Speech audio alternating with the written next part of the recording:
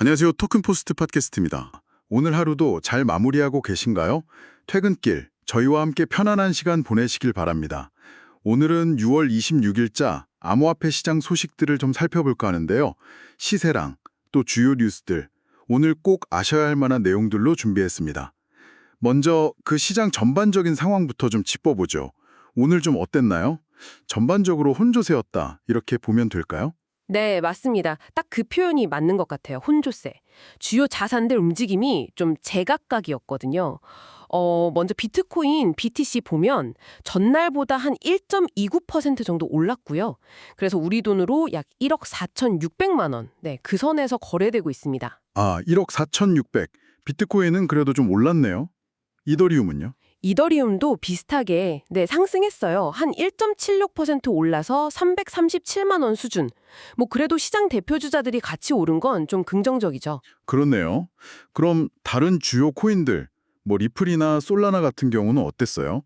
알트 쪽은 좀 분위기가 달랐나요? 네, 좀 달랐습니다. 그 리플 XRP는 0.16% 거의 뭐 보합 수준이었고요. 아, 거의 변화가 없었군요. 네, 근데 솔라나는 반대로 좀 내렸어요. 1% 넘게 마이너스 1.01% 하락했습니다.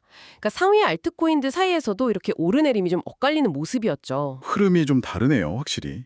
네, 그래서 그런지 비트코인 시장 점유율 도미넌스는 64.8%로 조금 더 늘었고요. 이더리움 점유율도 9%를 넘어섰습니다. 아, 주요 코인 쪽으로 좀 자금이 몰리는 경향도 보이는군요. 네, 그렇죠.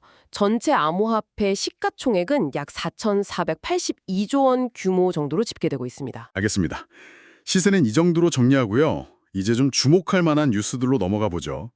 오늘 제일 흥미로운 소식 어떤 걸 꼽으시겠어요? 저는 그 중국계 반도체 기업 나노랩스 소식이 제일 눈에 띄더라고요. 나스닥 상장사잖아요. 아, 나노랩스요. 네. 이 회사가 1차 투자 유치를 통해서 비트코인을 확보했다는 건데요. 무려 600BTC. 이게 미화로 따지면 약 6,360만 달러. 꽤 큰 규모죠. 6,360만 달러면 정말 상당한데요? 와. 나노랩스가 비트코인 투자를 계속 이어가고 있군요. 그렇습니다. 예전에 이 회사 앞으로 5년간 비트코인을 계속 사서 보유하겠다. 이런 계획을 밝힌 적이 있었거든요. 네, 기억납니다. 이번에 600BTC를 추가하면서 총 보유량이 1000BTC로 늘어났습니다. 아, 1000BTC요? 와. 네, 뭐랄까 기업들이 비트코인을 계속 사모으는 움직임, 이게 여전하다는 걸 보여주는 좋은 사례 같아요. 단순 투자 목적이라기보다는 좀 더 장기적인 관점, 뭐 예를 들면 자산 다각화나 아니면 기술적인 연관성까지 보는 걸까요? 그럴 가능성도 충분히 있죠. 그리고 이런 움직임이 나노랩스만 있는 게 아니고요. 오늘 나온 다른 소식 중에는 그 일본 상장사 메타플래넷 소식도 있었어요. 아, 메타플래넷도요? 네, 여기도 비트코인을 추가로 매입해서 총 보유량이 12,345BTC가 됐다고 합니다. 와, 만기가 덥네요. 네, 그러니까 이런 걸 보면 기업들이 비트코인을 그냥 단기 투자 대상으로만 보는 게 아니라 장기적인 가치 저장 수단 아니면 좀 전략적인 자산 이렇게 보고 있다는 거죠. 기업들의 움직임은 확실히 좀 적극적이네요. 근데 또 다른 한편으로는 정부 규제 움직임도 빨라지고 있는 것 같아요. 홍콩 정부 소식이 있었죠. 네, 맞아요. 홍콩 정부가 디지털 자산 관련해서 두 번째 정책 성명을 냈는데 여기서 통일된 규제 체계를 만들겠다 이런 계획을 밝혔어요. 통일된 규제 체계요? 아무래도 좀 안정성을 높이려는 거겠죠? 네, 투자자 보호랑 또 산업 혁신 이 사이에서 좀 균형을 찾으려는 노력으로 보입니다. 국내 상황은 어떤가요? 스테이블 코인 관련 이야기도 있던데요. 아, 네. 국내에서는 더불어민주당호 기획재정부랑 한국은행 주도로 해서 원화 기반 스테이블 코인 있잖아요. 네, 원화 연동되는 거요. 네, 그거 관련해서 입법을 준비 중이다. 이런 소식이 전해졌습니다. 이것도 어떻게 보면 제도권 안으로 들여오려는 움직임이죠. 그렇군요. 기업은 사고, 정부는 관리 감독을 강화하고 이런 흐름이네요. 네, 근데 물론 뭐랄까 좀 어두운 면도 계속 나오기는 있어요. 검찰이 불법 환전, 그 환치기 있잖아요. 거기에 이용된 가상자산을 압수했다는 뉴스도 있었는데 그 규모가 44억 원 상당이라고 합니다. 아, 여전히 이런 문제들도 계속 발생하는군요. 그렇죠. 그러니까 정리해보면 오늘 나온 소식들은 크게 두 가지 흐름인 것 같아요.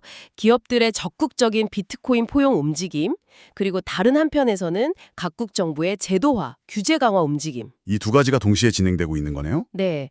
기술의 가능성은 살리면서도 위험성은 관리하려는 그런 시도들이라고 볼 수 있겠습니다. 기업들의 투자부터 정부 규제, 또 스테이블 코인 논의까지 오늘도 참 다양한 이야기가 있었네요. 네. 특히 나노랩스나 메타플래닛 같은 기업들의 꾸준한 비트코인 확보 소식, 또 홍콩이나 한국 정부의 규제나 제도화 움직임은 계속 좀 주목해서 봐야 할 것 같습니다. 이런 흐름 속에서 앞으로 디지털 자산이 우리 경제나 사회에서 어떤 역할을 하게 될지 좀 더 지켜볼 필요가 있겠어요. 네, 맞습니다. 여러분께서는 오늘 소식들을 어떻게 보셨는지 궁금하네요. 여기서 한 걸음 더 나아가서 이런 기업들의 포용 움직임과 정부의 규제 강화, 이 두 힘이 앞으로 어떻게 작용할까요? 어쩌면 충돌할 수도 있고 아니면 예상치 못한 시너지를 낼 수도 있겠죠. 앞으로 1년 동안 가장 주목해야 할 지점은 어디일지 한번 생각해 보시면 어떨까 싶습니다. 오늘 저희가 준비한 내용은 여기까지입니다. 이상으로 토큰포스트 팟캐스트였습니다. 감사합니다.